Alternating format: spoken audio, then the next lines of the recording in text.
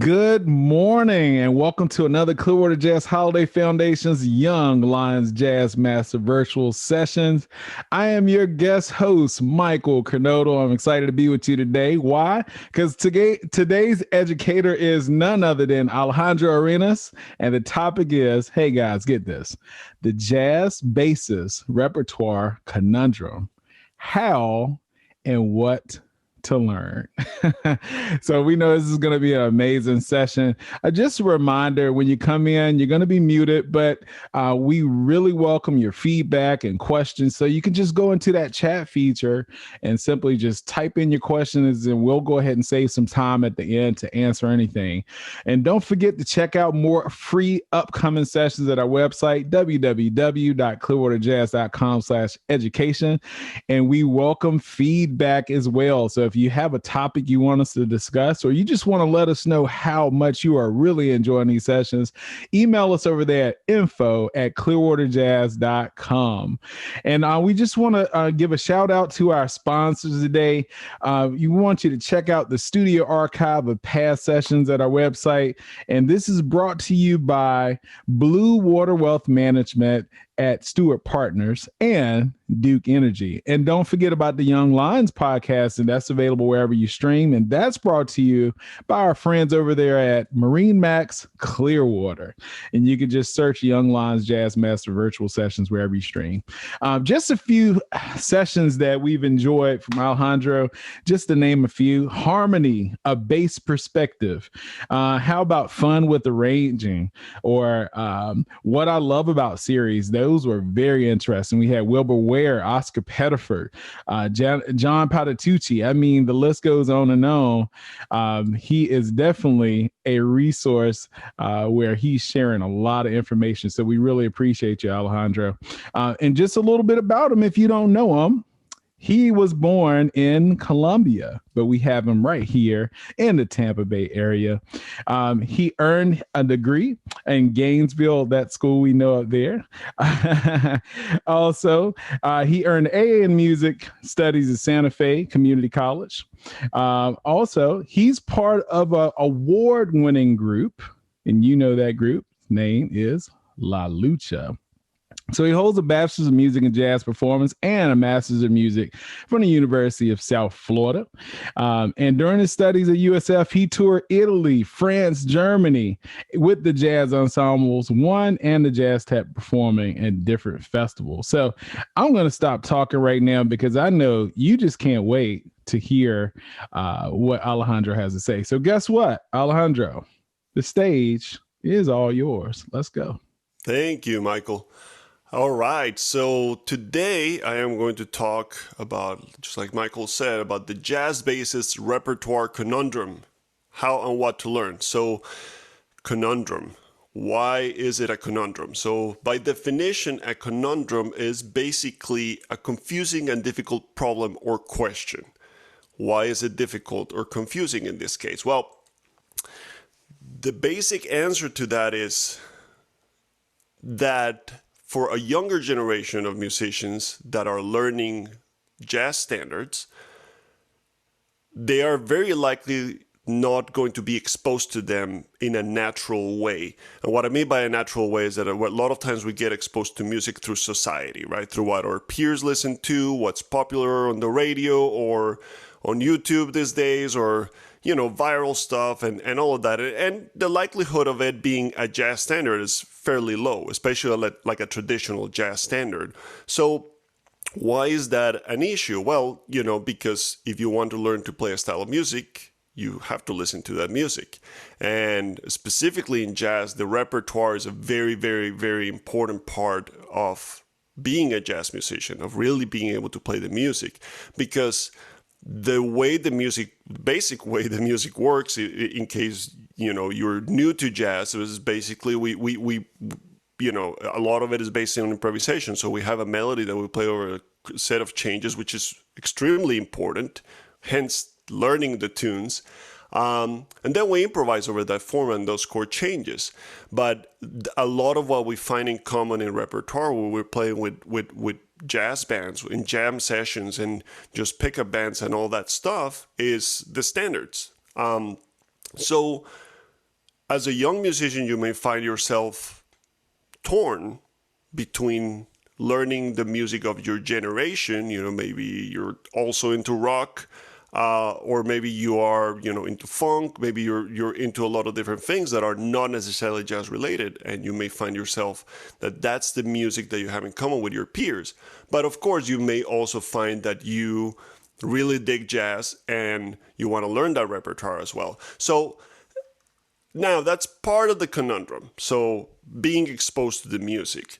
A lot of the younger generation is exposed to jazz through bands like Snarky Puppy, for example, who actually is filled with members that are fairly well, they know that repertoire, the standard repertoire, fairly well, but it's not readily apparent in the music of Snarky Puppy. You can hear it in the improvisation, but maybe in the composition, not as much. You may not hear as much Cole Porter in a Snarky Puppy tune, but, we'll get to that. And that doesn't mean there's anything wrong with that. I'm just saying, that's a starting point. And if you ask the guys from Snarky Puppy who to listen to, they would probably point you in the direction of their influences, who are likely,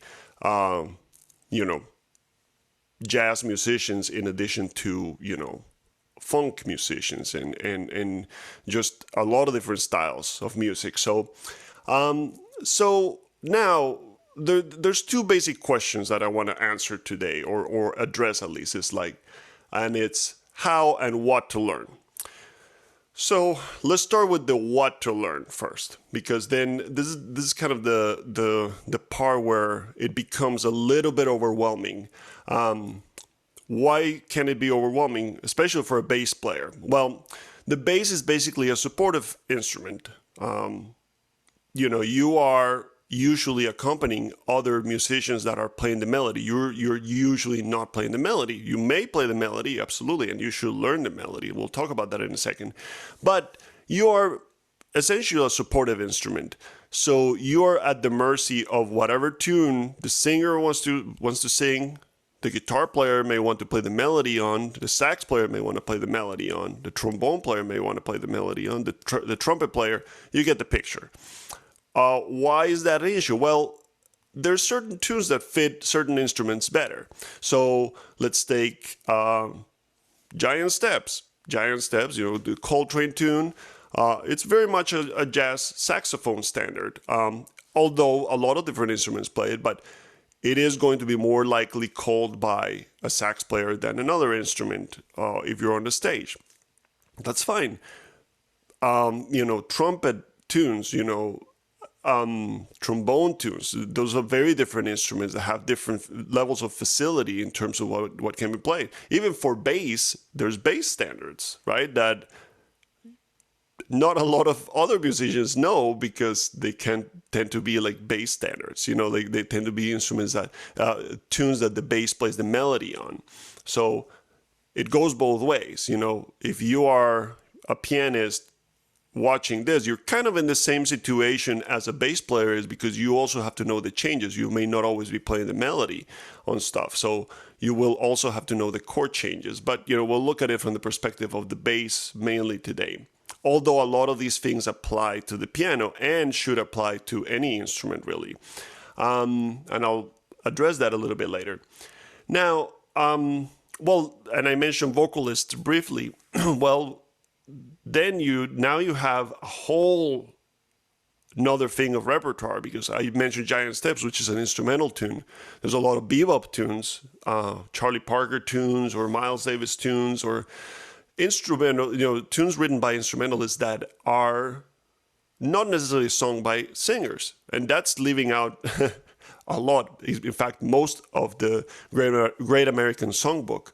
So now when you're dealing with songs that vocalists call or play or like to sing, now you're not only dealing with a whole different set of songs, but you're dealing with having to transpose a lot, because singers have different ranges, and they have the right. In fact, they should call whatever key fits them best. Much to the chagrin of instrumentalists. We should be able to play in every key, in any key. So that is something to keep in mind. All right, so I said what to listen to. So how do you start? How do you even get started addressing, learning all of this music? Well, I think the good news is that we live in an era where there's almost like too much information, especially online. It's so easy to access everything online. You can just go into Google, type list of jazz standards, and you'll get a lot of different hits, and you're going to look at a lot of different things.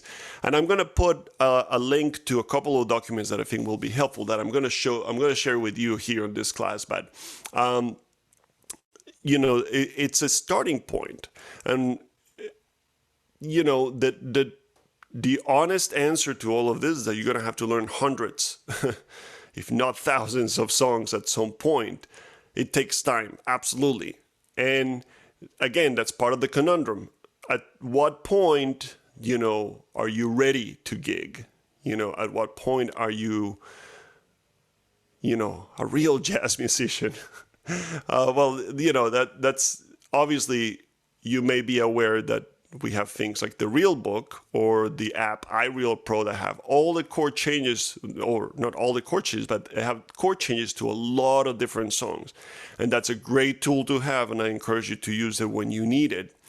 But really, I think it never will replace listening to the music itself and learning the music from the source, because you're going to play differently if you know what the melody is supposed to sound like.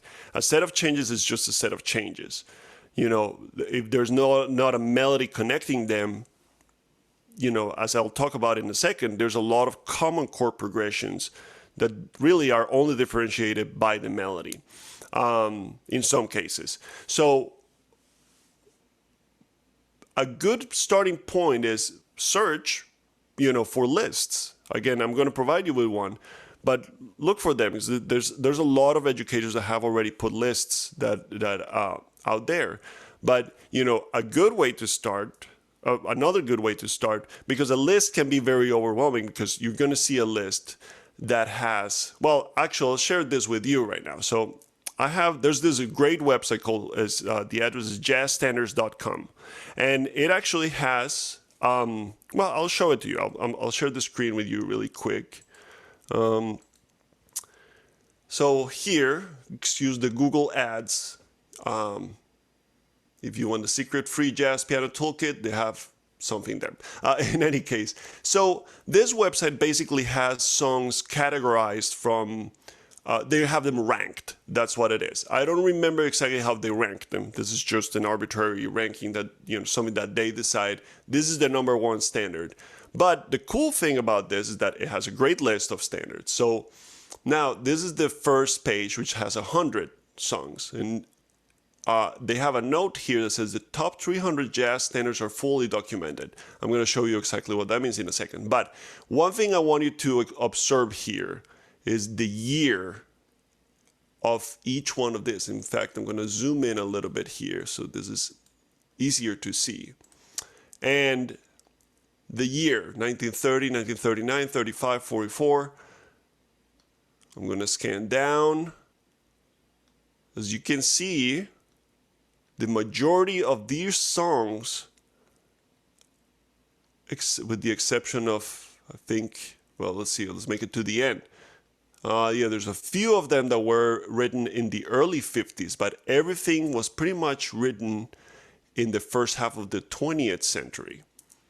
Now, that is important because you may not be aware of a lot of that. And part of the issue with that, right, again, this is exactly why I was saying this is difficult, because you may not be readily be exposed to, let's say, Stardust, very famous song from the Great American Songbook, Hoagy Carmichael. And, let's take that as an example in this website. This is the really cool thing. They actually have on this, they have videos. Oh, they have a playlist. So I think once you go in here, it'll show you different versions they have compiled of Stardust, different artists playing Stardust. So, they have information here, origin and chart information. Here's the composer, Holly Carmichael, lyrics by Mitchell Parrish, and they have a brief history of stuff. They have biographies on the artists. They have here an Amazon playlist of the song. Here's Clark Terry Quintet. This is a great album, by the way, Serenade to a Bus Seat. So they have a list here. So this is incredible. To me, I wish this was around, 20 years ago when I started playing jazz. Or maybe it was I think this website started in 2005, so not quite 20 years ago, but, it was around. It's been around for a while. So check it out, jazzstandards.com. But going back to this, right, so they have the ranking here, fashion stuff on the right. And, just a couple of things I wanted to point out here. Looking over these tunes, immediately when I see these tunes, I start singing the melody in my head. Because I know these tunes. I've played them. I've been lucky enough to have played them a bunch of times. And some of these I learned on the bandstand. Somebody would say, "Hey, do you know this song?" I said, "No." Well, here's a chart. Let's play it. Or sometimes they would just tell me, "You'll hear the chord changes." Now, that's tricky, but that is a good way to learn. But anytime that happens, I try to make a note of learning the tune, of going home and just learning the tune and making sure I knew it. And I'll talk about that in just a second. But so here's this list. Now I'm going to show you another list here in a second. One thing I was going to mention, because I said lists can be a little bit overwhelming. As you can see, there were a lot of songs there. There was only 100 out of a bunch of them, and there were a lot of recordings related to those. Now, a good kind of source, a good kind of way to find a good source of a song is that you can go explore some of the more famous jazz albums that have some of those songs. Some songs that are standards, I'll name a few. Kind of Blue, Miles Davis, which has, I think the two more famous songs out of that are probably Old Blues and So What. Blue and Green is also there. Time Out by Dave Brubeck, the Dave Brubeck Quartet, which has, of course, Take 5, which you will probably play a lot as a jazz musician, and you better like it. A lot of the times, that's what's going to happen. You may get sick and tired of playing one song, but there's songs people love, and we play for the people a lot of the times. So it's good to know them. Getz Gilberto, Stan Getz with Joe Gilberto and Tom Jobim, which has Girl from Ipanema, Desafinado, Corcovado. Those are Brazilian standards, but they're very much ingrained in the standard jazz repertoire these days. And those were songs from the 60s, by the way. Clifford Brown and Max Roach, they did some great albums in the late 50s, I believe. Joy Spring and Jordu are part of that. Now now there's a great series of albums, which are the Miles Davis Quintet, Cooking, Steaming, and I forget the Working. I think there were 4 of those albums, but they have great versions of standards, like If I Were a Bell or It Never Entered My Mind, that are kind of arrangements that people tend to play quite a bit. So those are great albums to get, Again, I'll provide a list of my favorite jazz albums, and I think that are popular jazz albums as well. That's a really good way to kind of go to a helpful source. So you can look at some of those lists, and, most of the time, again, Google's a great tool because you can kind of write the name of the tune, and a lot of times it'll give you specific versions there. Or, you could even Google definitive version of this song or something like that. Of course, the easiest way to do this is just really playing with people. And, if you're studying jazz in high school, middle school, or college, ask your teachers. They went through this whole thing. So another list that I wanted to show you really quick, and this is a document that I'm going to link. It's going to be linked when this is uploaded by a great musician, bass player, actually, JB Diaz. And this has a whole guide on learning tunes, which is really, really cool thing. But this particular, sorry, I'm trying to open this on a view. My computer's giving me issues here. Let me reopen that. But just to kind of finish that idea, and I'll link the document, but look for, like I said, there's so many lists. In fact, if you have a real book, a lot of the new editions of the real book were actually, if you know the story of it, I may not know the whole story, but basically it was put together by students at Berkeley, I believe in the 70s. And it was a compilation of those. And this is actually a good thing, that a good segue into learning tunes, or how to learn, or how to listen to learn, is the real book had a lot of mistakes. The original real book had a lot of wrong chord changes, wrong melodies. It was an extremely helpful tool, though, because it was kind of one place where you could find everything. I don't have... Oh, I'll show you. I have my worn-out copy of one of the first, or, I think this was the 5th edition of the real book. But, as you can see, if you're not familiar with this, it's just basically lead sheets. It has chord changes with the melodies. And sometimes they have, at the bottom, you may not be able to see this on camera, but at the bottom they have suggestions for recordings. Now, that was the old edition, which is, I believe, not in print anymore. It was. I think this used to be an illegal edition. Don't tell anyone. But in any case, I believe it was Hal Leonard. I may be mistaken, but there is a newer edition on that has been edited and mostly fixed, and that's a great resource to learn tunes. But it's not the ultimate source. Again, a lot of the times when you listen to some of these recordings, they are going to have different chord changes. Some people are going to interpret things a little bit differently. Bebop tunes in particular tend to be a little tricky because sometimes the melodies are just wrong. So sometimes it's better to just go to the source and transcribe it yourself.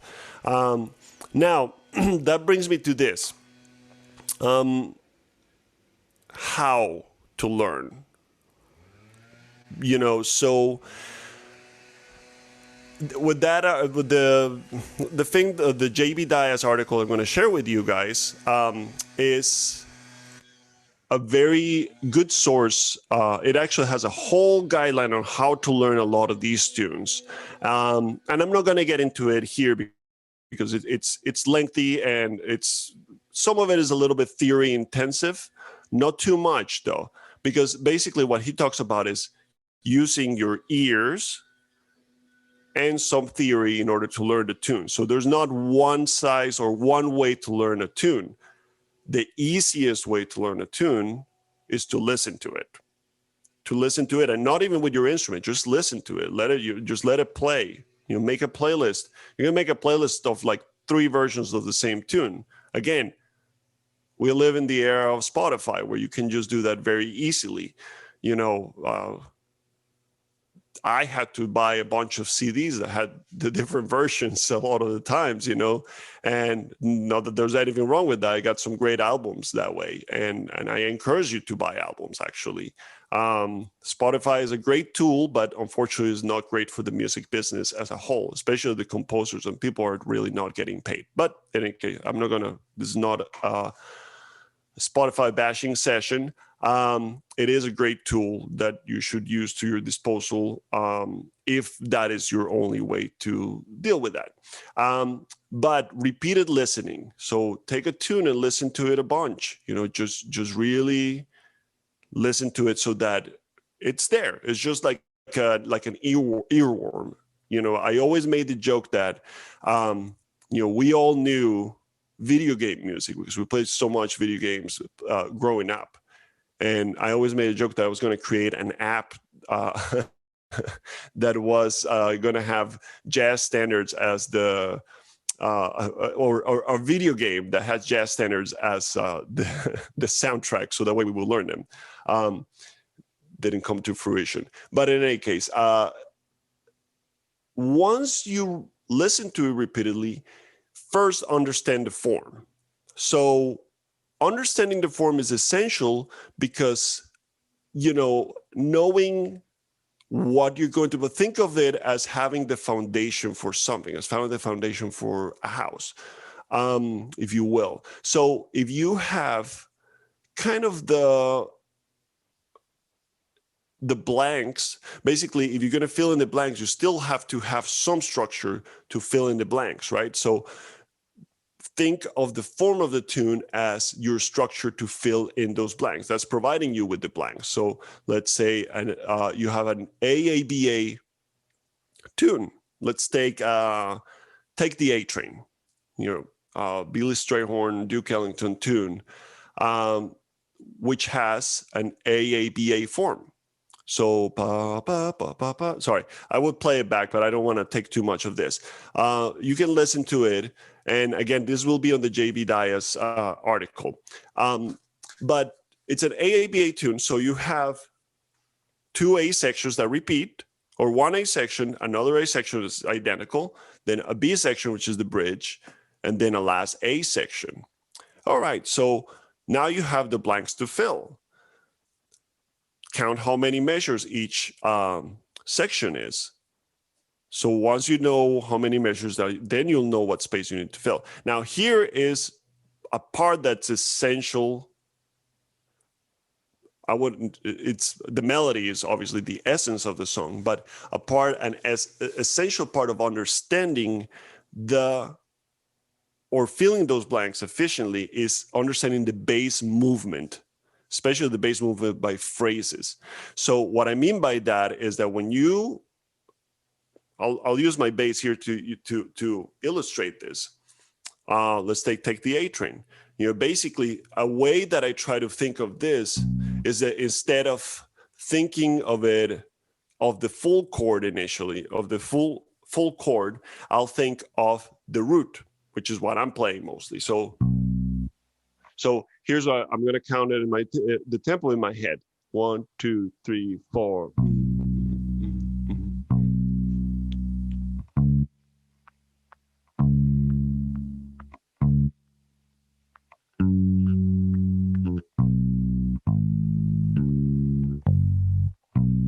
Right, so basically what I'm doing there is I'm basically playing the most basic bass line I can because it's giving me the bass movement.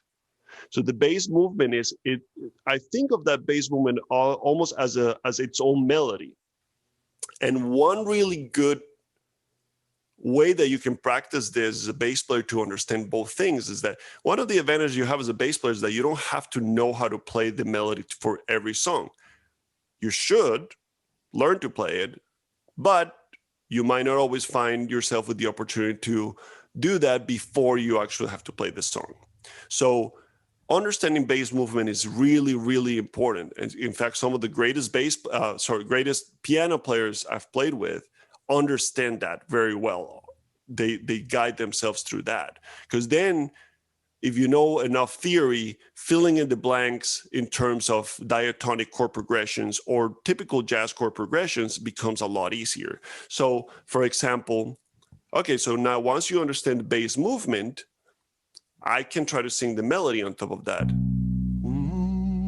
That's the first melody of the note. I just know it, but that's a good way that you can think of it. So, sorry, my singing is awful, but this is a good example. If I was a singer, I would probably not sing it in this key, but let's take it. Sorry, out of tune.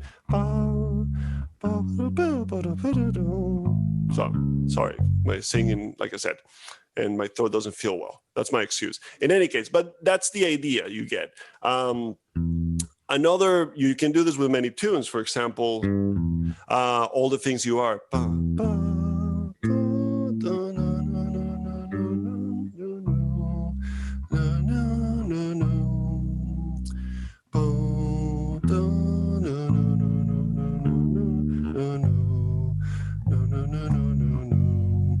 right? That is actually a very good exercise to do, because it helps you internalize two things at the same time, right? You don't have to improvise the bass line there, because it's a little harder to actually sing a melody and then improvise a walking bass line, but it's giving you the whole context of the song, basically the basic foundation of the song in terms of like knowing the root. And what I hear in my head is that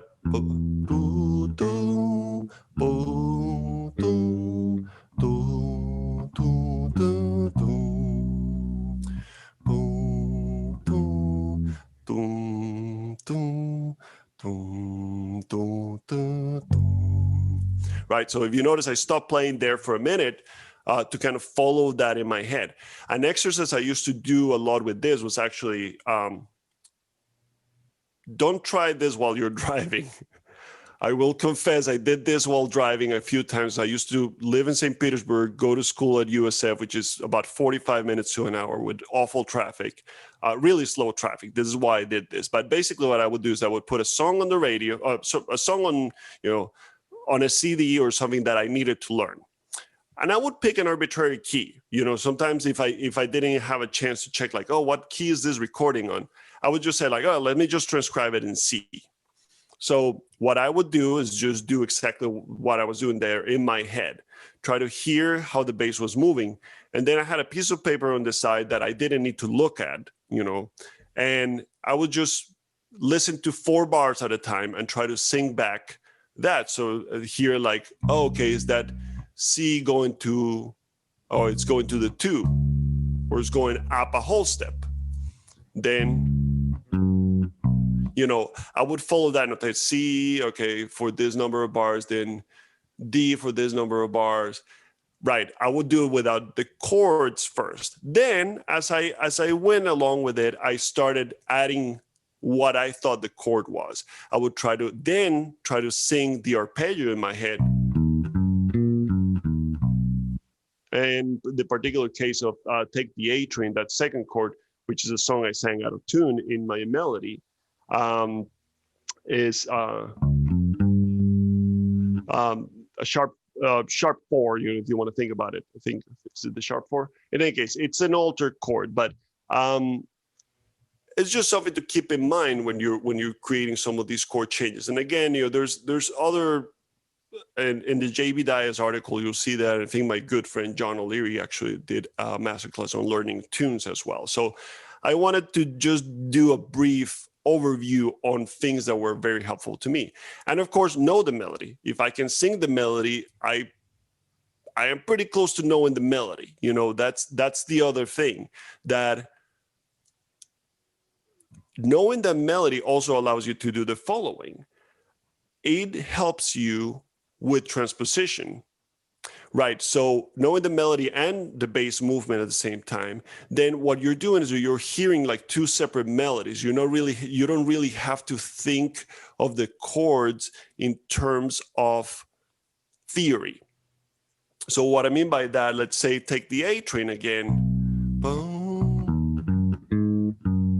Starts on the 5th, right? So let's say that I'm going to transpose it to F. Better for my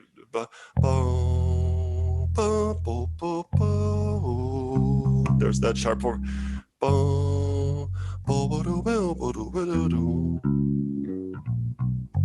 Right, so I just did really, I mean, I know this song well enough to my ear was guiding me through that, but what I'm thinking there is just, again, can't sing that low now. Singing the bass movement, and that's a very common chord progression. That brings me exactly to that, common chord progressions. You're going to realize, as if you get overwhelmed with the number of tunes, you're going to realize that a lot of tunes actually have very similar chord progressions. So as you learn them, you can go ahead and start thinking, well, you know what? This song does something odd in this section. Other than that, it's a 1-6-2-5, or, you know, like a rhythm changes, you know, or, you know, 1-4-3-6-2-5, you know, stuff like that. And then you find, so what you learn to do is that you start recognizing those chord progressions very quickly. But then, so that what you're doing is that you're taking out unnecessary information in terms of, or information that doesn't need to be complicated. In other words, if you think about it, you're just going to concentrate on the odd things on that tune, right? Like I said, take the A string, that second chord has like the sharp 4 or flat 5, however you want to think about it. Again, theory, I'm not going to get into that necessarily, but it's just something to listen for. Another song that does the similar, I mentioned it earlier, is Desafinado, Jobim tune.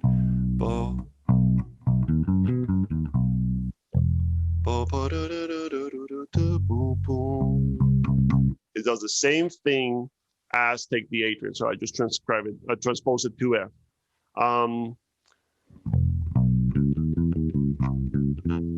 If I do the same thing there, what I'm going to do, let's say that what I did, my ear was already in the key of F, so I'm going to move it to C. So I have my F as my starting point in this case, the first note. The melody starts on the C, which is the 5 of the chord. So if I'm going to transcribe it to the key of C, I'm going to start on a G. So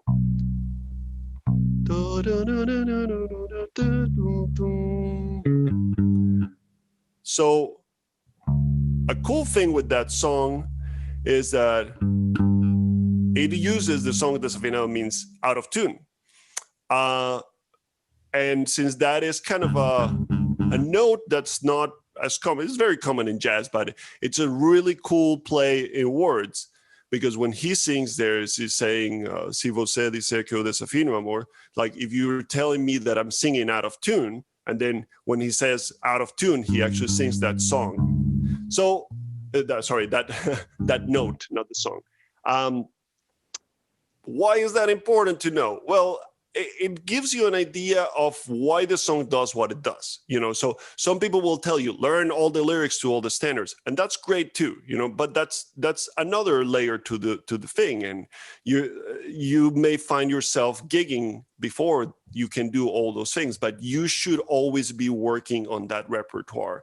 That's really going to make you a much more hireable musician in general, not only as a bass player, but understanding the tunes and really playing to the tune. My biggest pet peeve a lot of the times with jazz musicians is that the melody, the tune can become an excuse to improvise. Basically, the melody is just an introduction, and then you get to the solo, the chord changes on the solo section, and that's where they have the fun. You know, it's like, well, yeah, that's part of jazz, but it's not everything. Even if you're playing an instrumental song, you should still emote something. You should play the tune. You should quote the melody at some point. You should play around the melody. I talked a little bit about this in some past master classes, but you know, there's a lot of information in some of those in the tunes that you can play around with. You know, like the example I just used of the Desafinados, just a little tiny thing there, but it makes a difference to know those things. You can include that in your playing in some way or another. Include that knowledge. You know, again, you can go to jazzstandards.com and read about the history of the tunes, you know, and just always be listening to the music. You know, I think I finish every master class that I do with go and listen to the music, but I cannot stress this enough. Now, I didn't talk a lot about standards after the 50s. You know, I mentioned a couple of the bossa nova things, but you know, actually I did mention a couple there with Kind of Blue, You could go to Headhunters, the Herbie Hancock album, where Chameleon is from, like, which is more funk fusion stuff. Of course, there's Weather Report stuff. There's Chick Corea stuff. There's a lot of great music that has been written after. And there's a lot of pockets of different styles of jazz. And that's part of the conundrum. A lot of those different styles of jazz have different standards. There's fusion standards.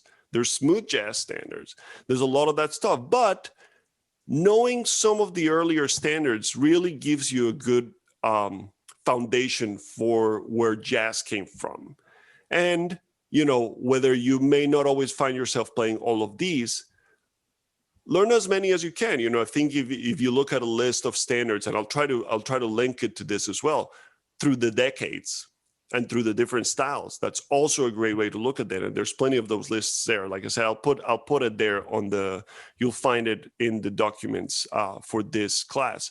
But that's kind of the thing. So basically, there's no easy answer for this. This is why it's a conundrum. There's a lot of work that has to be done in order to do this, and there's no instant satisfaction. You can have the real book, but the bad news is that you're going to sound like you're reading out of the real book, and you may use the real book as a guide. I've learned tunes where there's things that I know the tune about 90%. And there's like maybe one bar that I don't remember exactly what happens. I may take a glance really quick at the chart, either iReal Pro on my phone just to make sure I don't mess it up. But most of the time I'll ask maybe the piano players, like, hey man, what happens there in that second bar of the bridge, or what key does the bridge modulate to? Because that happens with a lot of these tunes. Those are some of the, especially ballads, you're going to find that bridges modulate to odd keys sometimes. So those are things to listen for, the weird things that I was talking about. So take out the stuff that you already know as you play it and listen for that. A good point to start with that stuff like this is like the blues. Blues has slight variations, and the JB Diaz document I've referenced a lot, and my computer would not allow me to share, but I will share it with you guys. That document has a good list of tunes that are in different categories. So that's a great document. He quotes a lot of David Baker, who was a great jazz educator. But I'll leave it at that for today. There's just go learn, go listen to the music. And, when you go to jam sessions, ask people who are some of the, what are some of the more common, if you're not aware of them, what are some of the more common tunes that they play, and have a list of your own, have your own list that you start adding to, and you start, having literally in your pocket. So have fun with it. Wow, so many gems today, Alejandro. I mean, I keep hearing the word "listen to the music." Yep. That phrase, "listen to the music." And you mentioned, playing from the real book and different listening opportunities, for our Spotify, YouTube. There's all kinds of things out there. What would you recommend to the musician that is just really stuck on using that real book and can't quite get away from it? And we know you could always read, like you said, sometimes you sound like you're reading from that real book. It doesn't sound authentic. So what would you recommend maybe that young musician they just cannot get away from that real book and they want to be more free playing? Really it's just jump. That's kind of it's just try to do it without it, force yourself to play it without it. Of course you may not want to do it for the first time at an important gig, but I think the most important part of it is just trust yourself. Trust that if you have listened or played the tune, because I know musicians that use the real book and I know they know the tune. It's just like a safety net. And, that can, that can be a little frustrating at times, just because, not that I mind somebody reading, but just sometimes like you're kind of stuck with what's on the page. So, we may try to do like a pedal here or do some substitution on the fly or stuff like that. That is a big part of kind of creating in the moment. And they may just be completely thrown off by it because it's not on the page. So I think the best advice I can give is just try not to do it. One thing that I like to do, to really force myself to not even look at the real book to begin with, is just playing along with recordings. It's funny, as a bass player, what I'll do is that I'll actually put the recordings on my iPad because I can't hear the bass. So I'll just play along with them and figure out the chord changes, almost like I'm on a stage playing with people that already know the tune really well, and I'm just trying to figure out where the chord changes are going, So that's actually a really great, not only are you practicing time and listening, but, that's the essence of what we do. And yeah, I mean, just try to take your eyes off of it and trust yourself. I think you won't know until you throw yourself out there and try to do it. And I remember grad students, there was a grad student in when I was doing my undergrad, who, we were in the middle of playing something, and I was just constantly looking at the music, and it wasn't even a standard, but it was a chart that we had been playing.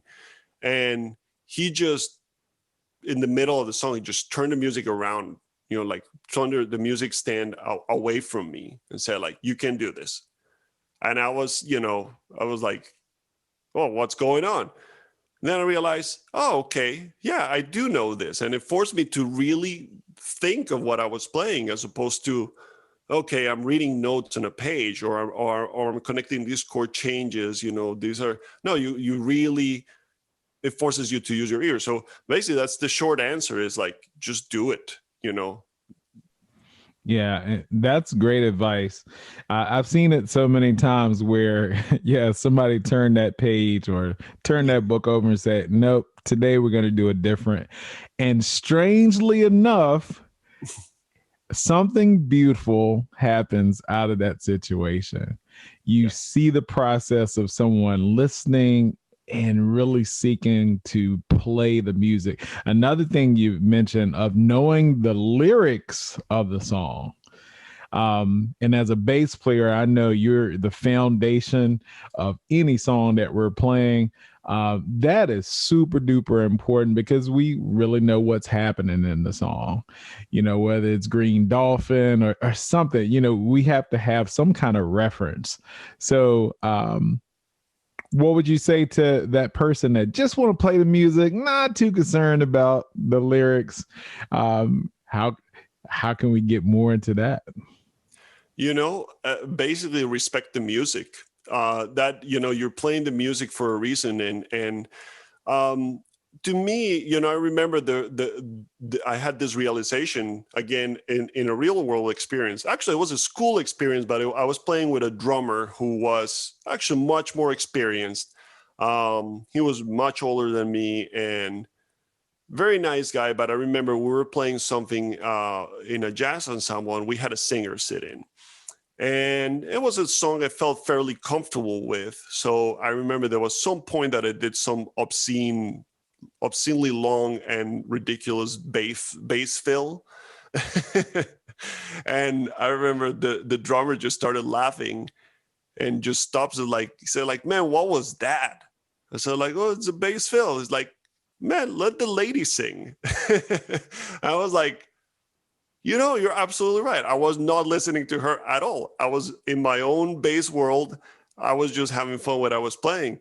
And, that's basically it. I mean, we can get, jazz. We kind of, I hate to say it this way, but it's almost like a fetish thing. Like we make this big deal about soloing and really improvising, and that's where the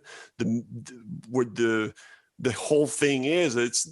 We're still playing music that was written by somebody with an intent, and not that we can't do the soloing thing. I think that's great, but I think there is a balance there. So I think understanding what the song is about and where it comes from, And again, with my own band, with La Lucha, we've taken songs, we've twisted them. I remember we did an arrangement of Oops, I Did It Again by Britney Spears with a wonderful singer, June. And it was like this really dark, heavily reharmonized version of it. But, she sang it that way, from her perspective as a singer. She understood this is not, this is kind of a ridiculous song from the perspective of Britney Spears, in her view. In our view, because it was kind of like a silly pop song in that sense, but it has a heavier connotation to it, and she really spoke to it. She really did like this darker version of it that was very cool. And as a singer, that's what she did. She said, I got into kind of this character. You can do the same thing as an instrumentalist. You get into a specific mood, into a specific thing. You try to channel something that's specific to the song.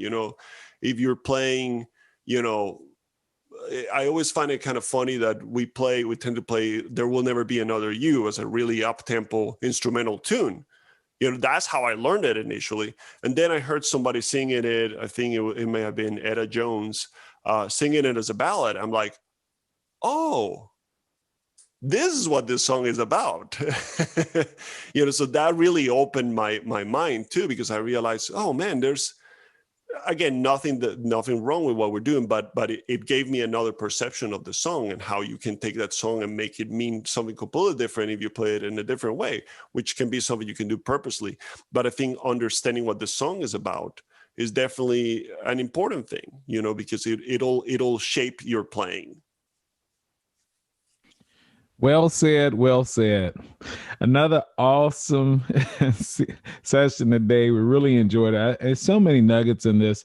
Don't forget, everybody, you can always go back into the past archives and just rewind, take notes, apply it. That's the only way we're going to grow. That's the only way we're going to learn. And this is definitely a journey, playing jazz, and even being a jazz listener. There's always something new that we can be exposed to. So we want to thank you, Alejandro, for your time today and your research and just sharing all this great information with us. And you, as the listener, can do us a favor as well. Go out and tell other people. Tell them what you're hearing here. Tell them how it's helping your playing. You can always email us at info@clearwaterjazz.com. Check out the past sessions and the upcoming sessions at www.clearwaterjazz.com/education. We want to thank you for joining us today. I'm your guest host, Michael Canodal, and we're going to see you on the next one. Keep swinging, everybody. Bye-bye.